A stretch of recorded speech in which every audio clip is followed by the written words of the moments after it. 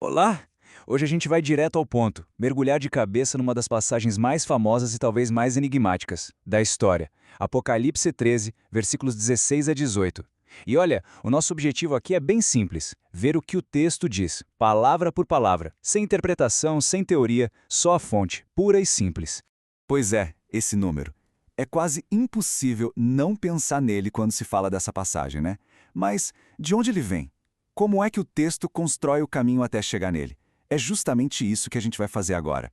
Vamos analisar, verso por verso, essa construção. Então vamos lá. Tudo começa no primeiro versículo, o 16. E ele já chega estabelecendo o cenário, sabe, com uma ordem, e não é uma ordem qualquer. É um comando bem abrangente, que, de acordo com o que está escrito, afeta todo mundo. E a ação principal é bem direta, já vem logo de cara. O texto diz que um sinal deve ser colocado em todas as pessoas, em um de dois lugares bem específicos, ou na mão direita ou na testa. A linguagem é essa aí, sem rodeios, e é essa a base para tudo que vem depois. E aqui está um ponto-chave, talvez o mais importante desse começo. A universalidade disso tudo. O texto faz questão de dizer que o comando é para todos. Essa palavra, todos, é absoluta. Não deixa margem para exceção, sabe? Não é para um grupo, para uma nação, é para todo mundo, literalmente. E para não deixar nenhuma dúvida no ar, o texto ainda detalha o que esse todo significa. Ele usa uma técnica interessante, pares de opostos, para cobrir todo o espectro da sociedade. Olha só, pequenos e grandes, ricos e pobres, e livres e servos. A mensagem não podia ser mais clara, né? Ninguém, absolutamente ninguém, fica de fora. Ok, então o cenário está montado. Uma ordem universal para todo mundo receber um sinal, mas para quê? Qual o objetivo disso? Bom, o texto avança justamente para explicar o porquê.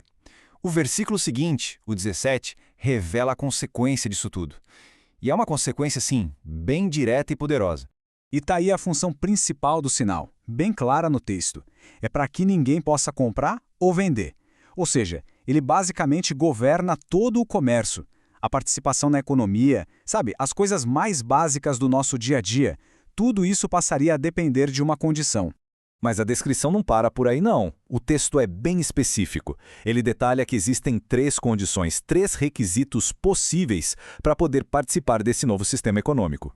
O versículo 17, então, lista claramente quais são as três alternativas.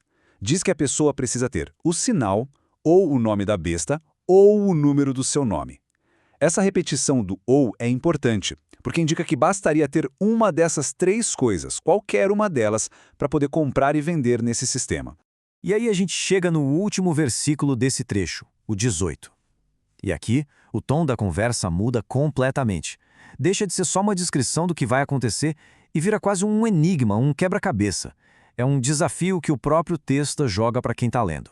É como se o texto dissesse, opa, atenção agora. Ele começa com a frase, aqui há sabedoria. Isso é um sinal, né, de que o que vem a seguir não é para ser lido de qualquer jeito. Exige um pouco mais, um discernimento, um entendimento. É um convite claro para tentar decifrar o que está sendo dito. E logo em seguida vem um detalhe que é fundamental. O texto afirma com todas as letras que esse número da besta é o número de um homem. Isso é importantíssimo, porque tira o enigma de uma esfera, sei lá, divina ou abstrata e traz para a nossa realidade. É algo humano, algo que em tese pode ser calculado.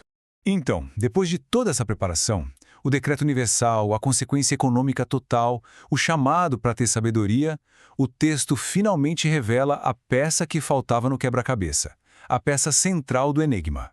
E o número é 666. Simples assim. O texto apresenta esse número de forma direta, como a resposta para o cálculo que ele mesmo propôs. Então, vamos só recapitular o que a gente viu, direto da fonte. Primeiro, um sinal universal e obrigatório para todo mundo.